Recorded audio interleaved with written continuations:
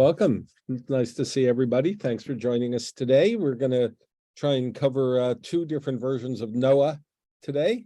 One serious, one a bit frivolous. So I sort of like ending up these classes with something that makes us smile a little bit. So that's why Evan Almighty for the end of our 8 weeks together.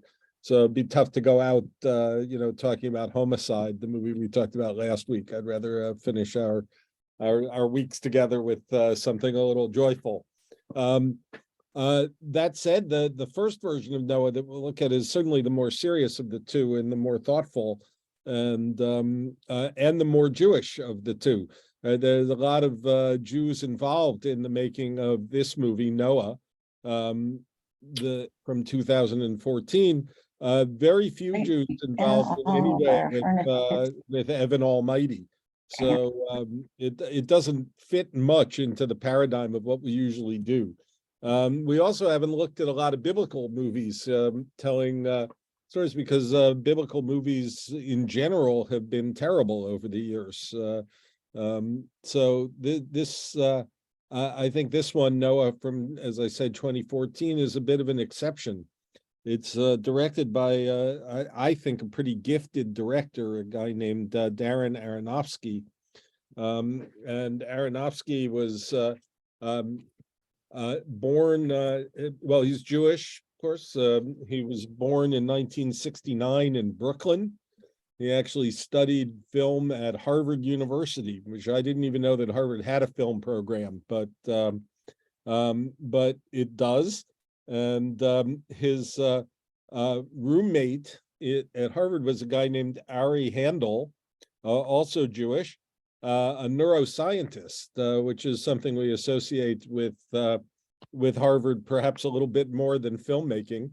But in addition to his PhD in neurobiology, which Ari Handel got from NYU, I'm sure his parents are very proud, he has become a film producer and writer working with Darren Aronofsky.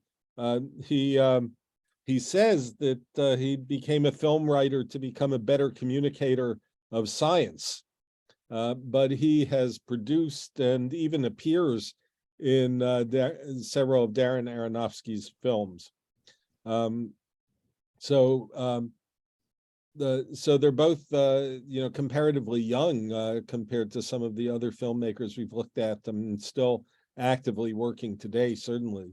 If the name Darren Aronofsky as a director doesn't ring a bell particularly, you may know some of his movies even so. I mean, he directed Black Swan in 2010 with two Jewish actresses, Natalie Portman and Mila Kunis. And he also directed the movie The Wrestler with Mickey Rourke. His movie called Requiem for a Dream in 2000. His first full-length film is a movie called Pi, which is one that we could actually include perhaps in a future example of our Jewish real classics. It's a black and white, P.I., no P.I.E., and not Life of Pi. Just the Greek letter pi. It's actually about a mathematician who thinks he's come up with a formula that will help him do well in the stock market, but it also seems to have stumbled onto a secret of life, and he's being pursued not only by some gamblers and gangsters, but by Hasidic rabbis as well, who are all interested in this formula. It's sort of a science fiction horror movie, actually. A very interesting movie right out of the box from Aronofsky. He has a remarkable eye as a director, and I would say that if you see several of his movies, you'll see him. We often talk about movie directors as authors, right? And so some of the things that they bring to one movie, they bring to all their movies. And so when you're watching Noah, you may remember that there are these kind of visual memes that he keeps coming back to. This what is it? It's a snake slithering through the grass, a fruit, the forbidden fruit. It's sort of not quite an apple. That picture, I think. And then the image of Cain lifting the rock to kill his brother Abel. And it keeps coming back at different times during the movie, right? And he does that in other films as well. Well, he'll sort of latch onto this visual image and use it over and over throughout the course of one. If you ever saw the movie he made, Requiem for a Dream, which is actually about drug abuse and addiction, there's a shot of a human eye dilating as the person gets high, and he keeps coming back to that shot over and over in that movie. So those kinds of things, it's almost like a signature. And you see it, you can see it's even in the poster itself, that image, right? So I think he's got a pretty interesting, beautiful visual sense, really, and he brings it to this story of Noah. It's a pretty, there are no actual animals in this movie, by the way. Every animal in this movie is computer generated. So some attention to detail there. I mean, Noah makes the point at one point in the movie that if something happens to any of these pairs, then that animal will no longer exist in the world to come. And a couple of animals, as you know, do end up dying on the ark, and they are not animals that you've ever seen before, right? So the production designers created a couple of sort of plausible animal species that don't actually exist. So there's a lot of attention to detail in this movie that I find quite remarkable, really. And Aronofsky did a lot of research in preparation for this film. So while the story of Noah in the Bible is pretty terse, it only lasts a couple of chapters, really, in the book of Genesis. There is, of course, a wealth of commentary in Jewish tradition about this to answer all sorts of questions about how are these things possible. I mean, how if there's only Noah and his family, how does the world go on, and things like that. I mean, if Adam and Eve only have 3 sons, how's there anybody after that, right? And so all of those kinds of things. So he along with his writing partner, his college roommate Ari Handel, they did a lot of reading of Jewish tradition and midrash and things like that, and brought a lot of that to bear in the course of the story. I don't know if you remember that when this movie came out, it was considered to be kind of controversial, particularly among evangelical Christians who didn't think it was sufficiently adherent to the Bible. And part of that is a basic difference between evangelical Christians and Jews, right? Evangelical Christians don't have midrash, right? They don't have that category of sort of telling a story based on a story in the Torah, which is very much a part of our tradition. They also don't have all of those classical and traditional midrashim, these weird sort of rock creatures that help build the ark and help defend the ark, are not made up out of whole cloth. I mean, these things come from midrash. Now, it's his interpretation of the Nephilim, which here, I actually saw an interview with Aronofsky that he's sorry that he didn't use the Hebrew word for them, the Nephilim, and instead the movie uses this term watchers, which is really not an accurate translation of Nephilim. But he had this idea, got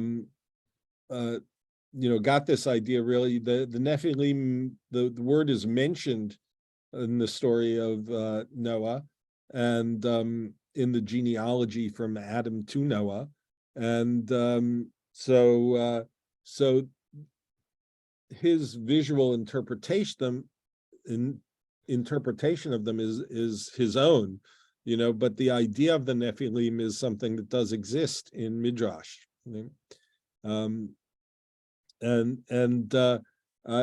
There's some other things that I think he draws from Midrash. I mean, the sense of the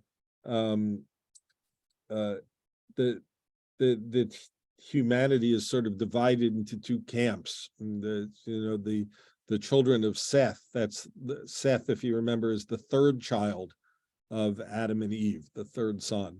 And that humanity is divided between the children of Cain and the children of Seth, is very much a part of Jewish midrashic tradition as well. And so there are some things that that are very much drawn from our text. I will say that the sort of central idea of the movie, right, of Noah having to make this very fateful decision about whether or not what God wants for him is the end of humanity or not, is perhaps a more modern kind of midrash, one that Aronofsky himself is concerned with. That the natural world might do just fine without human beings in it, and that maybe that's what that Noah certainly thinks that that's what God has called him to do, to end humanity. And so it's so there's a lot of little things that go into making that sort of change to the Noah story, right? Which makes it, I think, a satisfying drama in many ways. And I think that the performances are good throughout this movie. The names of the women actually are drawn from Jewish text as well. Noah's wife is mentioned in the Torah, but not by name. But the name that she gets here, Naamah, is from Midrash. So it's interesting that he did that. The other young woman, played by Emma Watson, best known from the Harry Potter movies, right? Isla.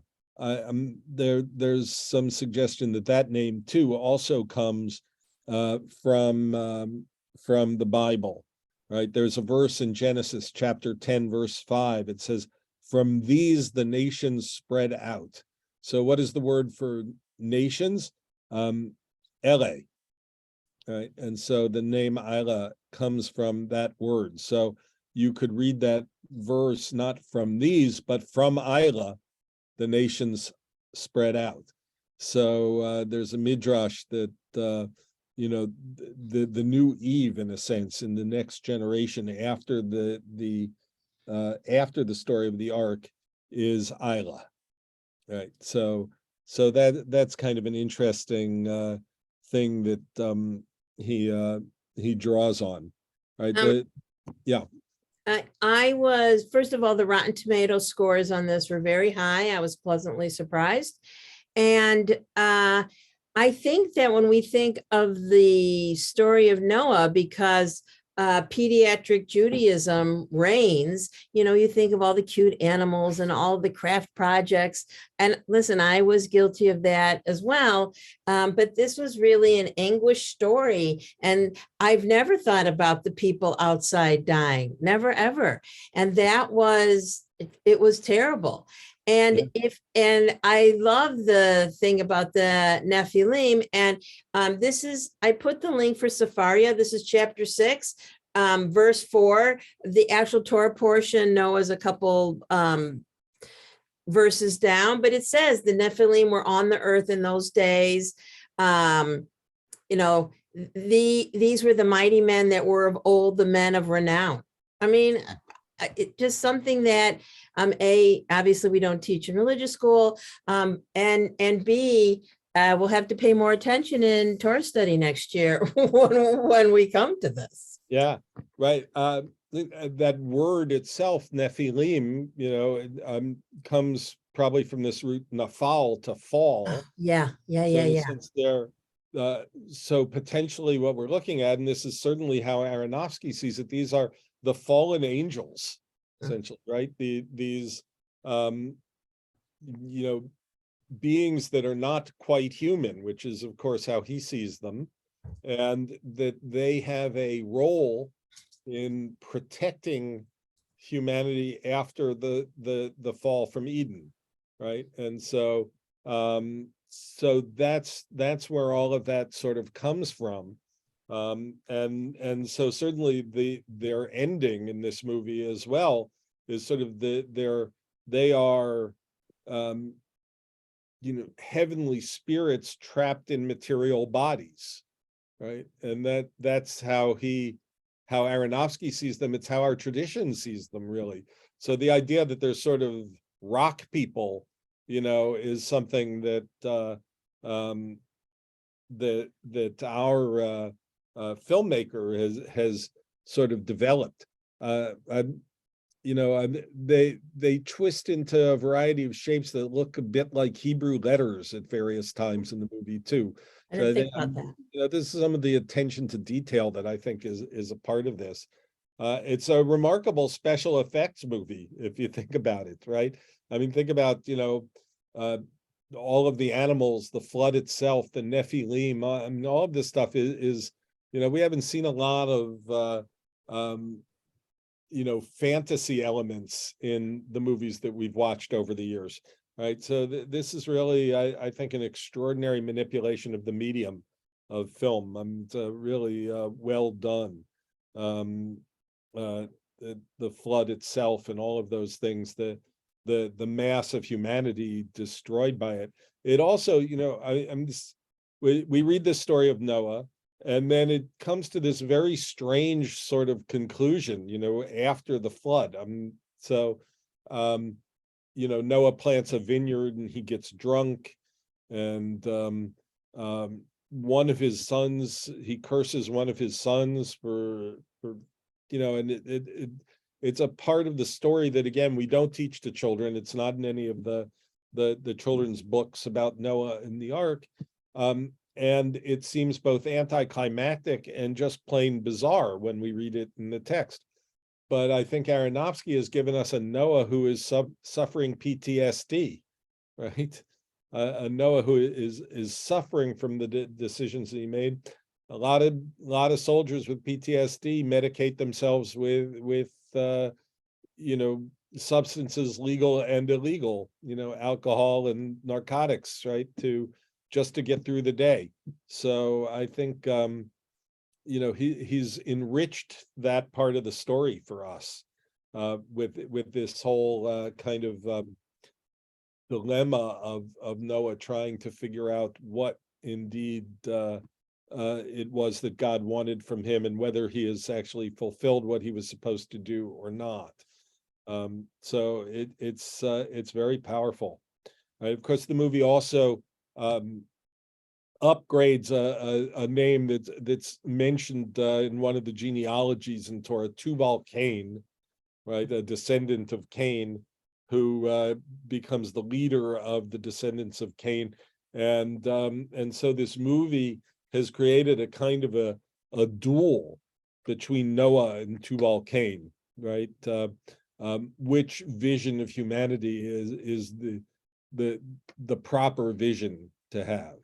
It's the actor who plays that part, Ray Winstone, I think, chosen to, it almost looks to me like Russell Crowe could play both parts, right?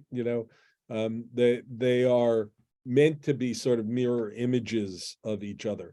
This is a British actor who's best known for roles as mobsters and things like that. I mean, it's doesn't usually get to play a you know, what would you say? You know, it's sort of a lighthearted kind of character. I mean, he's usually a tough guy, and he's certainly a tough guy in this movie. Even in his images, he's not smiling very much. Yeah, yeah. I'm sure he's probably a very nice man, you know, but he's one of those character actors who's quite good, has a very extensive you know, he's one of those faces that you may, you know, sometimes you, oh yeah, I've seen that guy before. I mean, he's one of those guys, you've seen him before in something, you know. A lot of British movies, certainly a lot of British gangster movies in the last 20 years or so. Um, but that kind of pairing of the two, almost as doppelgangers of each other, right? With diametrically opposed views of the world. With you know, this is in the story of Adam and Eve, God tells Adam to and it depends on what translation you read of this, to subdue the world or to steward the world. And that's the difference between these two, right? Tubal Cain, whose role is to dominate, you know, and says things every now and then like that, you know, I'm a man, I take what I want, you know, those sorts of things. And on the other hand, Noah, who seems to be the steward of the earth, you know, saving the earth and the animals, but also even before, you know, we see he's a vegetarian, you know, he doesn't hunt and kill, right? I mean, it's, and of course his middle son, who is the one who in the story in the Bible is the one who ends up cursed at the end of it, plays this pivotal role of not, you know, starting right from the beginning of the movie when he sees the hunters in action, and Noah makes the comment that he seems a little too interested, right? A little, you know, there's a little too much of the descendants of Cain in Noah's middle son. So, you know, so I think the movie's very clever about this stuff. Did you notice the snakeskin tefillin? Yes. Right, you know, which Immediately.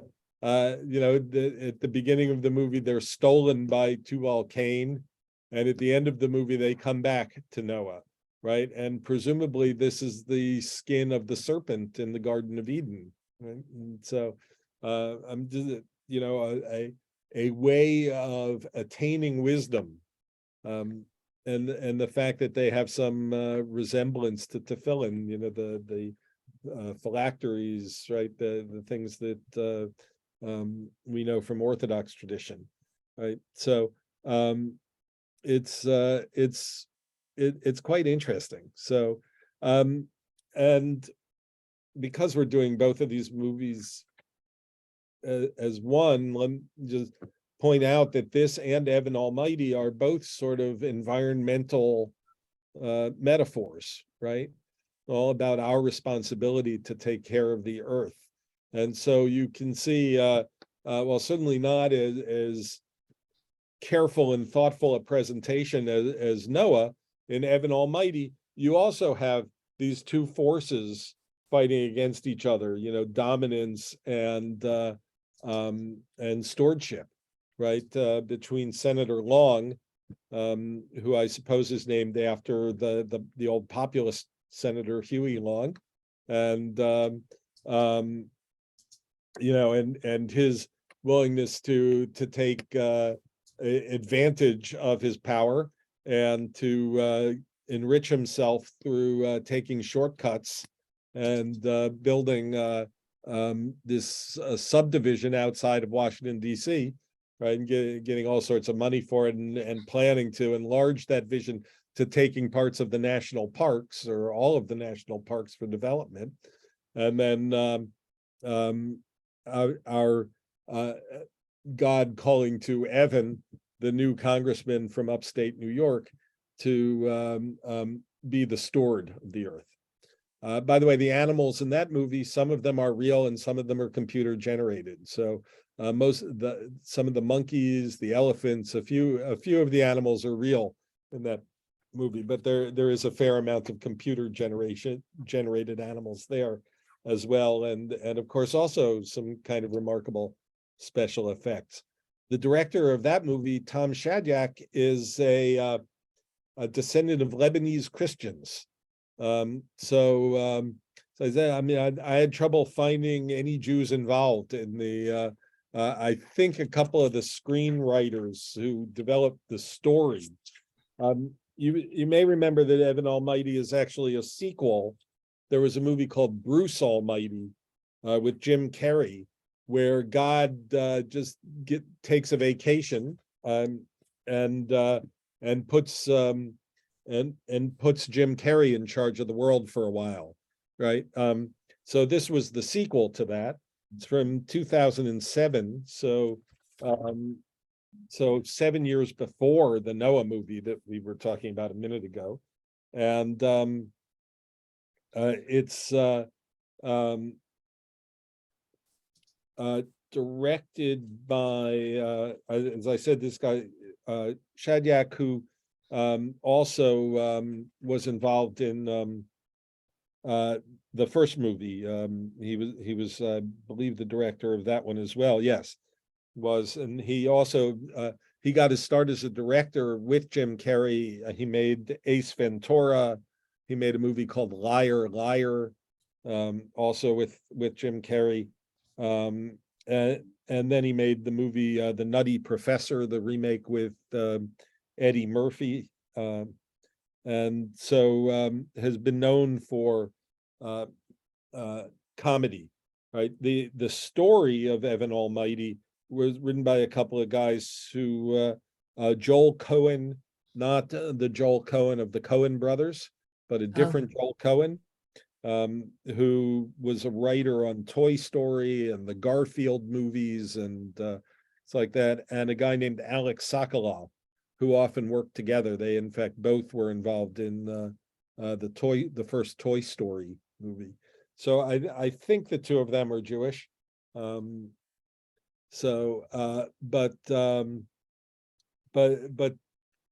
so they have some knowledge of this story. They have some very clever things that they figure out, and I wonder about that.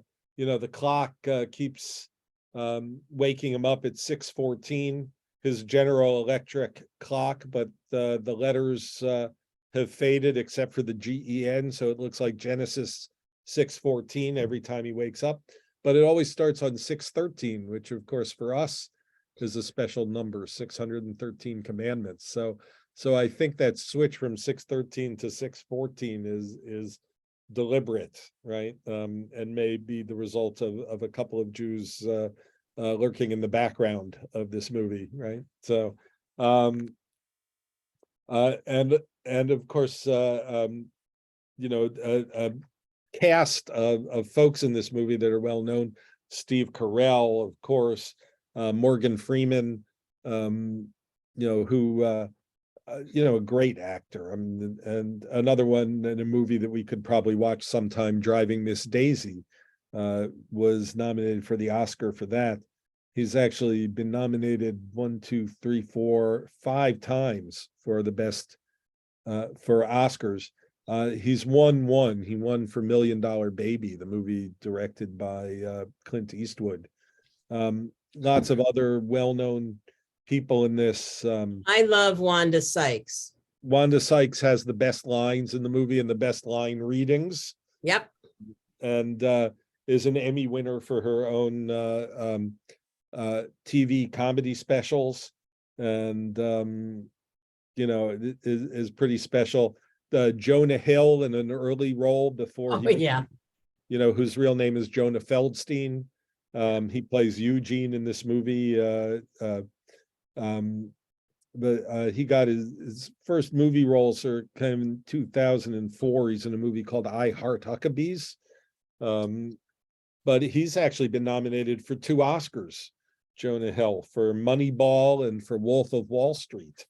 So but he became a bigger star in Superbad in 2007. So this is one of his early roles. Of course, John Goodman is a well-known face as Senator Long, so there's a lot of people, Lauren Graham, Molly Shannon, John Michael Higgins, all of these folks are great character actors who've appeared in a number of things. But as far as I can see, the only Jewish member of that cast is probably Jonah Hill.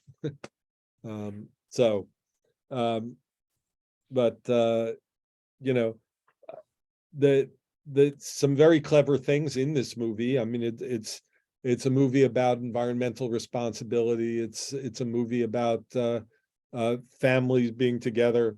I do like God, the way God shows up. Did you notice he shows up at the diner? He's got a name tag on. It's Almighty, says, right? On his name tag. So there's a lot of kind of cute bits related to that, I think. But there's some actual wisdom in it too, right? I mean, when he gives a little speech to her there. I mean, when we pray for courage, does God actually give us courage or the opportunity to be courageous, right? When we pray for family togetherness, does God actually make that happen, or does God give us the opportunity to be together, right? And so that's pretty good. And there earlier in the film, talking to Evan, he says to him something about acts of random kindness. He gives some water to the stray dog and things like that. And that pays off at the end of the movie when he writes it in the dirt. Remember? So the first letter of the words spells ark. So, so Evan's ark, if not Noah's ark, is all about acts of random kindness, right? And doing the small mitzvot you can do each and every day. So it's so much lighter, of course, than the Aronofsky version of Noah, but it gets in there and makes its points as well, and with a smile. So I think in some ways you can say that you can take either approach to this story. You can do the pediatric version and still come out with something meaningful. But there's also these deep levels that we can get to. It strikes me as it's sort of parallel to our understanding of Torah study in general, that you can stay on the surface or you can go deeper and deeper and get to different levels. So there's a lot more to say. I want to let you guys weigh in. So any thoughts on either of the Noah stories here? Linda. I just noticed that in both stories, the wives played a pivotal part in there. They directed, women weren't that important during that time, yeah. But now currently and in the historic movie, their way of directing or suggesting to their husbands, I found very interesting, that they were very pivotal in this. So that's what I wanted to put, that's what I pointed out. I have to admit that I did not know the story of Noah the way that the more biblical movie brought it out. I was not aware of it. And what I wanted to know was what happened to Seth. He went out by himself, and did he have any descendants, and what happened to him? Does it ever address it in the Bible? Right. So not Seth, but the middle son, I think you're talking about Ham, who goes off on his own, right? Right, Ham. I meant Ham. Yes. Yeah. So I believe there is a genealogy of Ham in the Bible. There's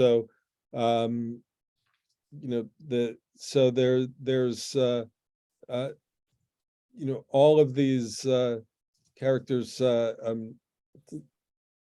go on to father nations in a sense. I mean, that's what and you probably know that from the name Shem comes the word Semite. Right? So so the descendants of Shem become associated with all Middle Eastern people ultimately.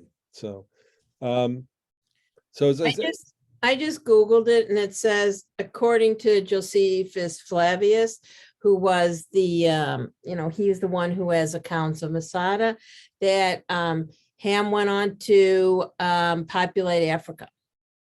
Oh, And then he has, Psalms, Chronicles. right. So there's these, remember that after Noah, of course, in a sense, the whole world has to be repopulated. So one of the biggest differences between the way Aronofsky tells this story and the way that the Torah tells it is this whole thing about these younger brothers being single before when they get on the ark. I believe in the Torah account they all have wives who get on the ark with them. So some of this is Aronofsky's midrash, right, on the Bible. But it certainly ups the dramatic stakes of the whole thing by doing that, which is, I think, a part of what he had in mind. Alice. Yeah, this kind of goes along with what Linda was saying. I was thinking of it in a different way, but I agree with Linda 100%, is that it seems in both movies that God is speaking directly to both Noahs, but it seems like, I agree that the women, that God is speaking to both of them and kind of sets everything in, that both Noahs kind of set everything into action about building the ark and what has to be done. But in the end, the women do both have a really important part to play in how everything kind of ends up, I guess. Yeah. And we talk about the story of Noah in the Bible, and notice that it mentions his wife, but she doesn't have a name, right? So it's again, it's up to the midrash to name her, and I think Aronofsky saw that in the midrash and said, this is important, and right, I mean, this is when he set out to tell this story, it was not just to illustrate the 2 chapters or 3 chapters in the Bible that talk about Noah, but to really try and say, so what was Noah thinking, and what was his wife thinking, and how could this possibly I mean, Noah talks to God, and wife's got to have something to say about it, right? So I think that does a really good job of giving her agency, I think, in this movie, faith and agency, right? I mean, she's not opposed to what he's doing, until she starts to wonder whether it's taking it too far. And of course, this movie also expands on the role of Methuselah in all of this too. Anthony Hopkins, whose name in the Bible really just appears, his name and his age. Methuselah is an important I mean, according to rabbinic tradition, Methuselah is the last human to have actually met Adam. So it's kind of an interesting pivot character there, and I like Anthony Hopkins in that role. I think it's a great job with his fixation on berries, which sort of comes to a head as the movie goes on, right? So he finally gets his berry as the flood comes. So and of course plays a pivotal role in and this too is, I think, comes from Aronofsky's reading of the Bible. Infertility is an issue in every generation, right? Abraham, Isaac, and Jacob. So why not in the Noah story too? So this issue of Isla not being fertile until some kind of intervention comes along. And in this case, it's the intervention of Methuselah and his ancient ways and whatever that. Right. Although she was like attacked and had, you know what I mean? The other barrenness of all of the other matriarchs is much more internal. Right. They haven't been slit in the abdomen. Yeah. Well, again, you create the story, and how would they know that Yeah. she can't have children, right? Yeah. Without that. So it's I think again it goes to sort of the cleverness of the way this is all put together, so that to make all of this happen the way it's supposed to happen. So other thoughts on either of these? I thought that Evan Almighty was funnier than I remembered it. Yeah. And he really read the Bible, the gopher wood, and the wood is, from the gopher company. And there's Right. just a lot of. Yeah, there's a lot of those kind of puns and stuff Exactly. that come through. And of course, maybe this movie looks funnier now, in our political climate than it did then too, when it first came out. He starts out as a newscaster in Buffalo, New York, right at the beginning of the movie. And when that movie was made, I'm not sure how many newscasters had gone into politics, and now it's sort of expected. And the idea of his sort of vacuous campaign changed the world, right? I think is right, all of that stuff actually is only enhanced by the bizarre nature of politics today, and makes the movie look a little bit prescient in some ways. Also in the Serious Noah movie, when he gets drunk and the three sons are there, and that I have studied before, and I thought that I thought it was just a good adaptation of the text, and one that not every, they covered him. And I keep thinking about you say that Noah was a great man in his generation, right? Yeah. So a righteous man. Yeah. And, whereas, Abraham and Moses have a little bit more elevated status. Right. Yeah. Well, as when we've studied this, and you get this thing that Noah was righteous in his generation. In his generation. Right. So is that an insult or a compliment? Right. That, and the rabbis, the commentators can't really decide, right? To be the best person in a bad generation, I don't know, right? I mean, he's not Abraham, right? Is sort of one part of the argument. On the other hand, maybe it's harder to be good in a generation where everyone is being wicked, right? And so it can be understood either way. Aronofsky does this great sort of thing, which is about the difference between justice and mercy, right? Which is very embedded in Jewish tradition. I mean, this idea of, this is what we do at the High Holy Days, is we try and move God from justice to mercy. Because the idea is, each of us having made mistakes, each of us being sinners, could we stand up to God's justice? If we got what we deserved, that's tough, right? But so we try to move God to mercy, to take pity on us as human beings. And for most of this movie, Noah is all about justice, right? These people outside the ark, there's that scene where he goes into and sees the people, right? And they're behaving horrifically, right? Justice is they should be gone, right? And it's not till, his own grandchildren are born, right, that he's able to temper justice with mercy.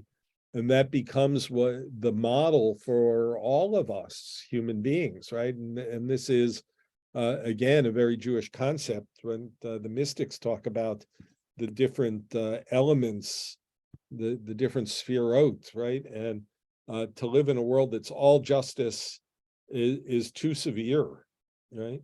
But to live in a world that's all mercy, no one's held accountable for any of their actions. So the way we have to be is to bring justice and mercy together and carve a path where these things are in balance. So that when, think about any courtroom, and any trial, right?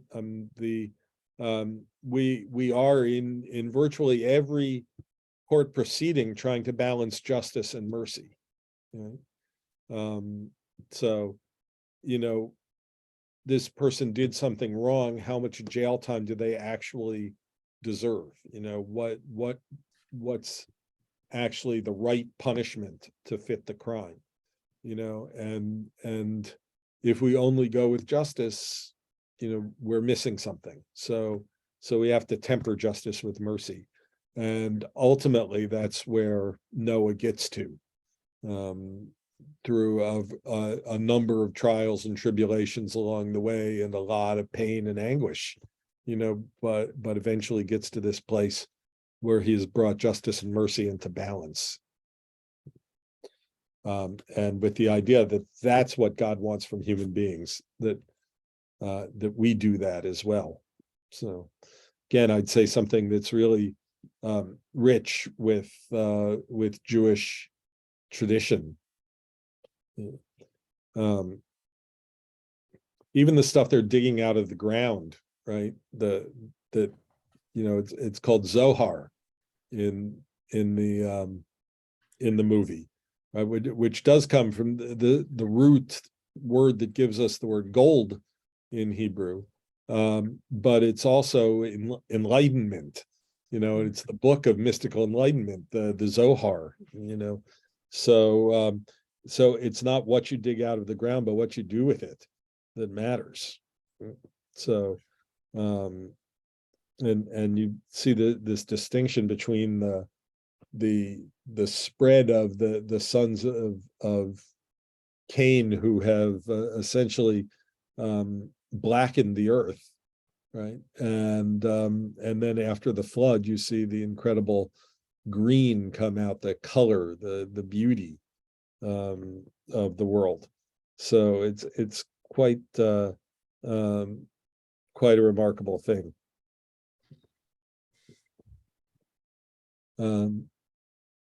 Other thoughts on either of the films? Linda. I have one more question about this. As I said, I'm not that familiar with the story, but Ida had twin girls and Noah blessed them and that they should go forward and I think he said, populate the earth or whatever it was that was the exact wording.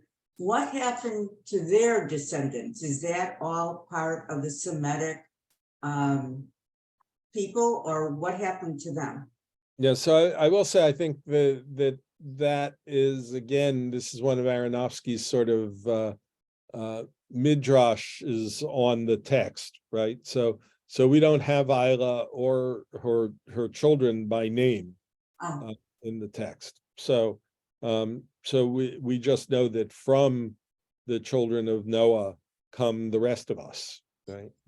And in the same way that we might our tradition tells us to remember that we're all part of the same family, right? That if you trace your roots all the way back, you get to Adam and Eve, and if that doesn't work, you trace your roots back, you get to Noah.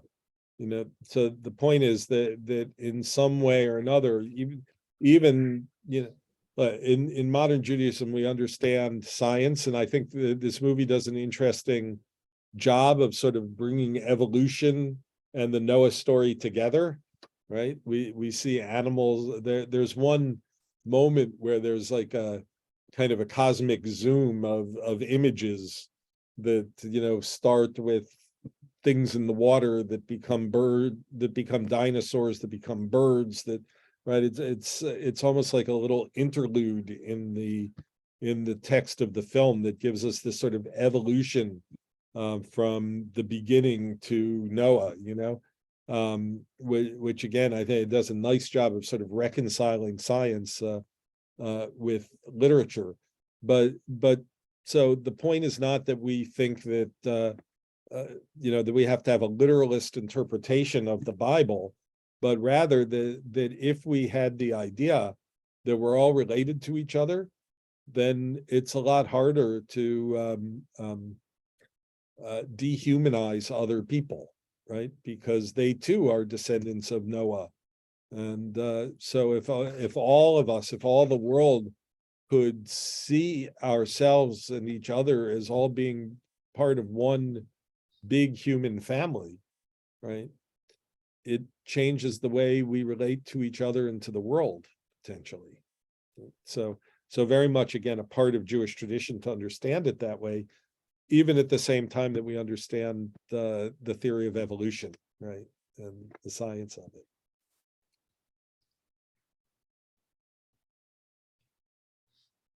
Well, I hope you enjoyed both these movies. I mean, they are quite different from each other, but they are also both very clever, each in their own way. By the way, the guy who made Evan Almighty doesn't make movies anymore.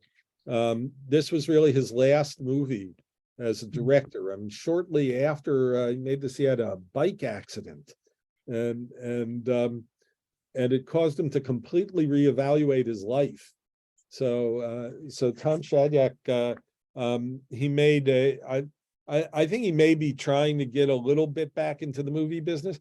He made a documentary and wrote a book. Let's see if I can find those. The book title is something like Life's Instruction Guide, something like that.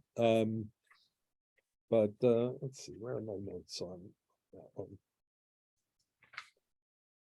one? Yeah, he made a documentary called I Am, which is very interesting, actually, and really about sort of reevaluating his whole life. You know, you know, Darren Aronofsky is a successful filmmaker. I don't think he's ever made the kind of money making movies that Tom Shadyac did. You know, making these huge hit comedies, Ace Ventura and Liar Liar and Bruce Almighty and The Nutty Professor and stuff like that. And he actually just had this idea that he made much more money than he should have.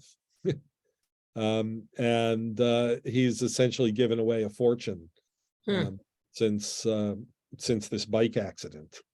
So he's a pretty interesting, and his family has a kind of historic tradition of philanthropy too. I mean, his dad was a friend of Danny Thomas, you know, St. Jude's Hospital, right? You know, the Lebanese American comedian Thomas, and the Shadyaks, as I told you, are also Lebanese Christians, and his dad was on the board of directors of St. Jude's Hospital, and so Tom Shadyak's built community centers and schools and stuff like that with the fortune that he made making relatively silly comedies. Bruce Almighty's probably the most serious of them, you know, the weightiest of his work. So I think his, you know, I don't know that it's a great book. It's his in the Life's Little Instruction Guide or something like that, but I think that was the title. But the documentary I Am, about him and his sort of examining his life is quite interesting, actually. So for further and deeper viewing, if you like, I can also I think Aronofsky is a visual genius, and so I certainly recommend his work to you as well. Okay, thanks. It was that I made them. They went from boring to interesting. I hope when you look them up, you'll find them that way. Yeah, I think I actually really do think that Aronofsky's work in particular rewards a second viewing. That I think that was sort of the critical reception of it when it came out was, that it's I don't know if they use the word boring, but something like that. But I think on second viewing you may find that it's more there's more to it, right? So. Great. Well, thanks everybody. Good to see. Oh, was that a hand? I see. I just saw something from Sue. Yeah, well, I'm glad I listened in today, because the last thing I had said to my daughter before, I said, well, now I have to go to my movie class and I've got to find out if I'm the only one who thought these were two of the silliest, dumbest movies I ever saw. Yeah. And now I'm glad that I listened, because I sure missed something. Okay. I had to force myself to finish them. Yeah. Listen, I like to say when people get on my book club, I've got 55 minutes to change your mind. Right. Yeah. Like would I put either of them in my top 10? No. Not even my top 10 of Jewish movies. It's taken us a long time to get to them, I hear there's a couple of movies out right now that we should probably be looking at for Jewish real. The Yeah. Fablemans. The Fablemans is Fablemans is wonderful. it is really wonderful. Is I've it? not gotten to it yet. Hope to maybe over this. Sue, to echo Sue, I had a lot of trouble with Noah. I found it dark and foreboding, and I am going to go back and watch it again. Because after thinking about it before we even discussed it, I said, well, there's some interesting points there, but I just was uncomfortable through most of that movie. Yeah. Well, that struggle that he has is very intense and very dark, Well, that's how I felt it. Curious, Julie, what did you watch? I called Gail last night because I wasn't sure which Noah movie we were supposed to be watching. And she said it was dark, because we only had an opportunity to watch one movie. We watched Noah, and I'm glad that I heard the discussion as well, which was the points that you brought out were very interesting, very meaningful.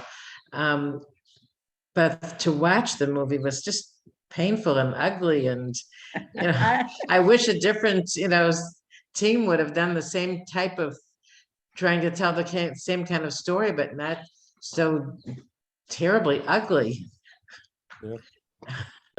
Yeah. That's what resonated with me, because sometimes we tend to certainly when we're portraying biblical stories to our kids, gloss over it. I just want to tell everyone that Jewish Real Classics is taking a break. Rabbi has a couple of trips planned here and there, and he's going to have lunch with the rabbi in March. And watch your Macomb at home for what's coming up in February. I gave Rabbi Moffat January off. Okay. Well, thanks so much for the series. I think we all really enjoyed it. Thank you. And Thank you. in case anyone's planning to come, It was Friday, really they're gonna good. be on Zoom, right? So we decided because of the weather, we're gonna do Zoom only this Friday. So you'll be getting a Zoom link. If it may have even gone out while we were in class here. No, shortly. You'll get it shortly. Yeah. So there'll be a Zoom link for Friday night. We'll light our Hanukkah candles together online, and so certainly invite you to join us then. The snow may not be as bad as was predicted earlier in the week, but it does look like the last band is going to come through on Friday in the late afternoon, right as people would be thinking about driving here. So it seemed to make sense. So we'll be on Zoom this week. Okay, good to see everyone. Hag Sameach and Hag Happy New Sameach. Year, and we'll see you soon. Bye-bye. Bye-bye, everybody. Bye.